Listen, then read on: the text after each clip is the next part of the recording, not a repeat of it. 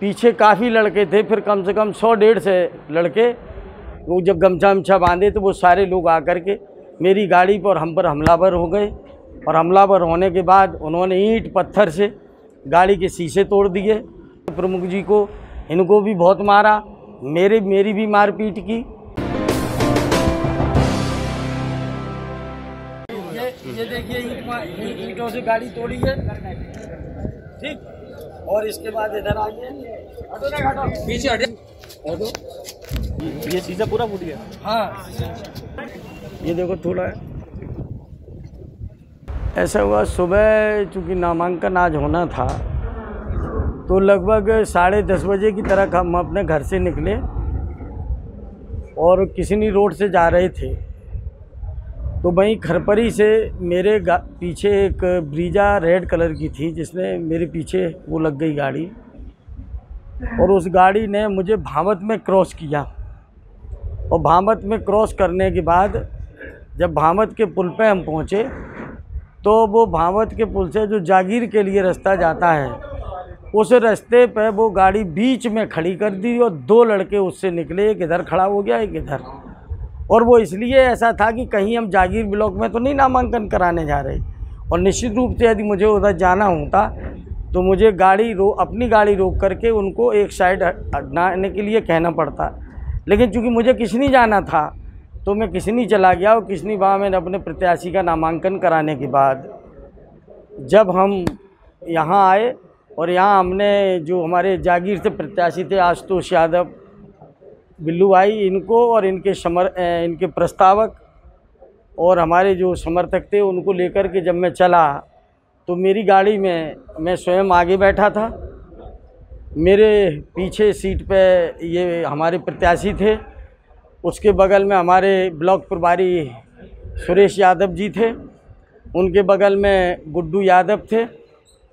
और जैसे ही हम जागीर के अंदर प्रवेश किए तो जो जिला पंचायत का गेस्ट हाउस है, वहीं पर वही लाल ब्रीजा कलर की गाड़ी जो सुबह से हमारी रैकी कर रही थी, वही गाड़ी आकर के सामने खड़ी हो गई।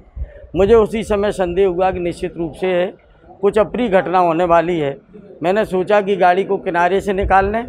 मैंने किनारे से जब कोशिश की तो गाड़ी को उन्होंने आड़े से गाड़ी को बीच में लगा दिया। और लगाने के बाद पीछे काफ़ी लड़के थे, फिर कम से कम 100-150 लड़के, वो जब गमछा वमछा बांधे तो वो सारे लोग आकर के मेरी गाड़ी पर हम पर हमलावर हो गए। और हमलावर होने के बाद उन्होंने ईंट पत्थर से गाड़ी के शीशे तोड़ दिए। वो गाड़ी के शीशे तोड़ के पीछे वाला शीशा तोड़ दिया। पीछे वाले शीशा तोड़ के प्रमुख जी को, इनको भी बहुत मारा, मेरी भी मारपीट की। और यही नहीं, जो मेरा ड्राइवर था, किसी लड़के ने, कोई कट्टा टाइप का था, वो मेरे ड्राइवर के कनपट्टी पे भी लगाया। और मुझे स्थिति ये हो गई थी, वहाँ जान बचाना मुश्किल हो गया।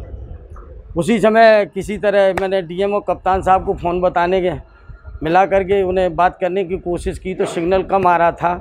कप्तान साहब से तो बात नहीं हो पाई, लेकिन डीएम साहब से बात हो गई। और निश्चित रूप से थोड़ी देर बाद वहाँ एडीएम साहब, सीओ साहब और एडिशनल साहब पहुंच गए। और तत्काल थोड़ी देर बाद डीएम कप्तान साहब भी पहुंच गए, जिन्होंने अपनी सुरक्षा में लेकर के नामांकन कराया। और वो उस समय मेरा नामांकन पत्र मांग रहे थे कि मेरे प्रत्याशी का नामांकन पत्र कहाँ है, और वो नामांकन पत्र दे दिया जाए, ताकि उनका उद्देश्य ये था कि नामांकन पत्र छीन करके उसको फाड़ करके फेंक देना और नामांकन प्रक्रिया से मेरे पार्टी प्रत्याशी को नामांकन से वंचित करना, ये उनका मुख्य उद्देश्य था। और आप देखिए ये हालत की है कुर्ते की, ये नहीं किया नहीं, ये हमारे प्रत्याशी, इनका आशुतोष भाई का कुर्ता है जो फाड़ा और बुरी तरह मारा। और यही नहीं, बहुत गंदी गंदी जात सूलक, माँ बहन की बहुत गंदी गालियाँ दी। और मैंने तो ऐसा तांडव अपने जीवन में पहली बार देखा। लोकतांत्रिक व्यवस्था में मताधिकार और लोकतंत्र में चुनाव प्रक्रिया आज में सबको भाग लेने का सबको हक है। अब देश दुनिया की ताज़ा तरीन खबरों से रूबरू होने के लिए सब्सक्राइब कीजिए आपका अपना चैनल NTTV भारत।